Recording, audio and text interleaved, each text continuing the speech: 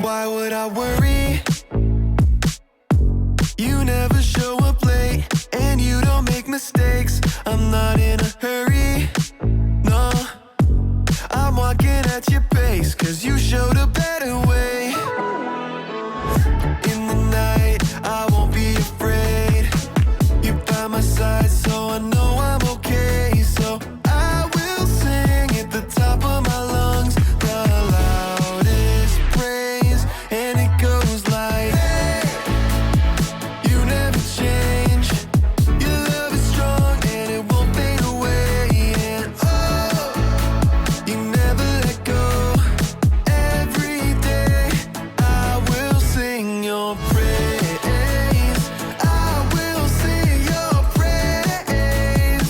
Praise, praise.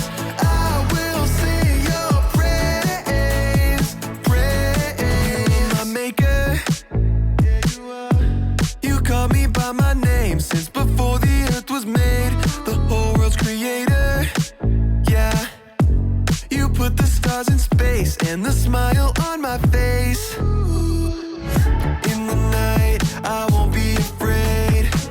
You're by my side, so I know I'm okay. So I will sing at the top of my lungs, the loudest praise, and it goes like, hey, you never change.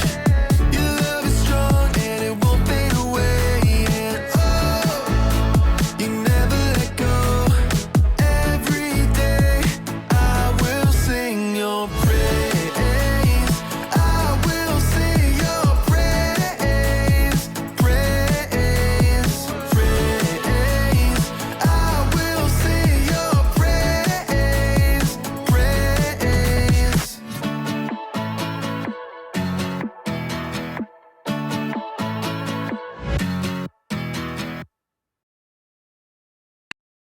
Welcome to the Story Lab. This week we're talking about integrity while we take a look at the story of someone who said no to something very tasty.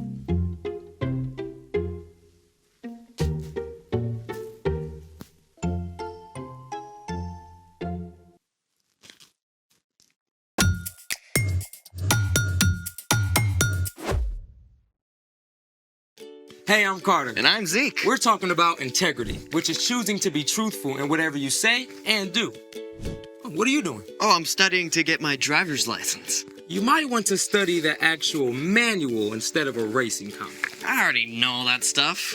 Really? Yeah, I probably know more about driving than you do. That sounds like a challenge. Let's do it.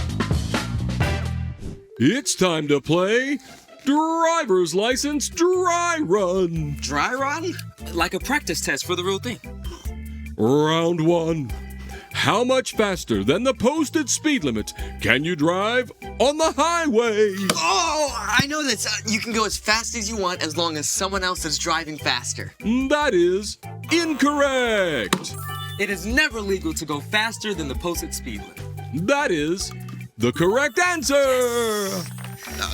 Okay, ask another one. I've got this. Round 2. When is it okay to drive past a stop sign without stopping? If you're late for school and you don't see anyone coming. That is incorrect. It is never okay to drive through a stop sign without stopping. That is the correct answer. Come on, these are trick questions, obviously. Actually, these are pretty basic. Double points for the next one. All or nothing. Okay. Welcome to the bonus round for double the points. When do you need to wear a seatbelt? When your parents tell you to. That is incorrect. Every time you're in the car. That is correct, and we have a winner. Well, you should put on your seatbelt when your parents tell you to. Yeah, but they shouldn't have to tell you to do it. Fine, you win. I'll study. Good. Hey, that's my snack. Speaking of snacks, it's time for The story before the story. Today, we're in the Old Testament, the book of Daniel. God had a plan to bless the whole world through one family, the Israelites. But God's people kept turning away from God.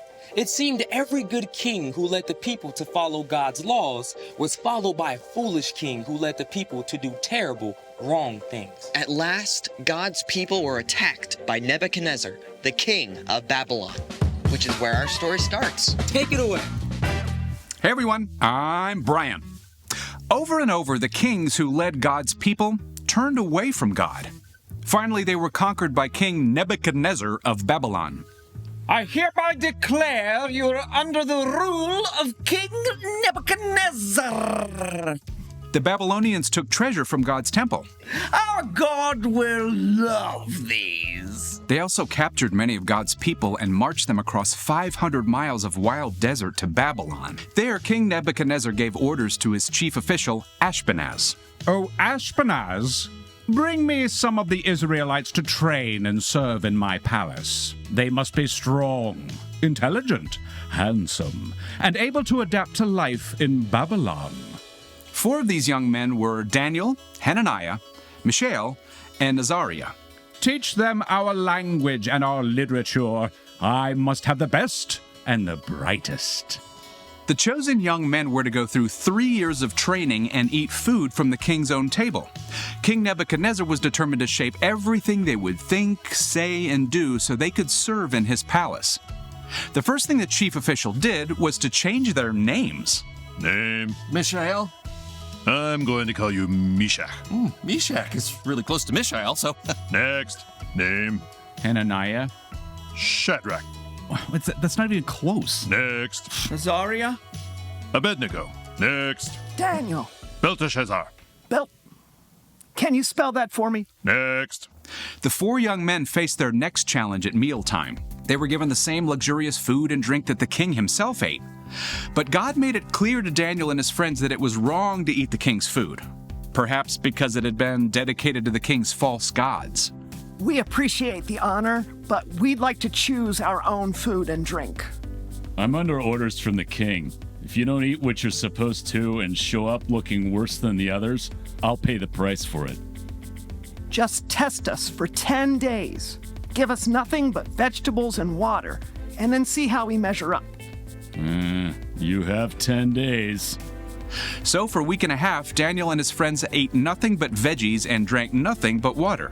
And get this, at the end of those 10 days, Daniel and the others actually looked healthier than the other men who had eaten the royal food. I wouldn't have believed it, but I'm impressed. They should call what you ate the Belteshazzar diet. In addition to physical health, God gave Daniel and his friends a knowledge and understanding. Daniel could even understand dreams and visions. And at the end of 3 years, these young men were at the top of their class. King Nebuchadnezzar, I present to you the graduating class of 584 BCE. BCE? No idea. About that. Nebuchadnezzar examined the young men and found that Daniel and his friends showed more wisdom and understanding than any of the others. What lives if it is fed, but dies if you give it a drink? That would be fire. Amazing! When King Nebuchadnezzar asked Daniel and his friends for advice, he found it to be 10 times better than that of his other advisors. He gave the young men important roles and they served him for many years. The end. Wow. Daniel and his friends were ripped away from everything they knew. And then asked to do something they knew wasn't right. Yeah, that must have been some serious pressure, you know? But they still chose to honor God. So, what's our part in the story? Well, Daniel and his friends made a choice to do the right thing, even when they were in a brand new place where it would have been a lot easier to just go with the flow. It can be super hard not to just do what everyone else is doing. Even when we know it's not right. Yeah, you'll often have a chance to make a choice between what's easy and what's right. You might be hanging out with friends who want to watch a movie you know your parents would say no to. It would be super easy to just go along with it and watch it anyway. But you can choose to make a stand and not watch, even if your friends do. Or you might be taking a test that's super important to your grade. And if you just glance over, you could check your answers on a neighbor's paper. You can choose to keep your eyes on your own work, even if it's hard. Yeah, doing the right thing can be tough sometimes, but when you follow Jesus, God sends the Holy Spirit to be with you. Anytime you're struggling to do the right thing, you can ask God for help. Then you can make a wise choice, no matter where you are. Just like Daniel and his friends, you can stand up to stand out. Stand up to stand out. I like that. Yeah, pretty good, isn't it? Yeah. You got it. See you next time. So, here's the thing. Do what's right wherever you are. Want me to help you study? That'd be great. So maybe cookies aren't exactly wrong, but after 2, there might be a wiser choice.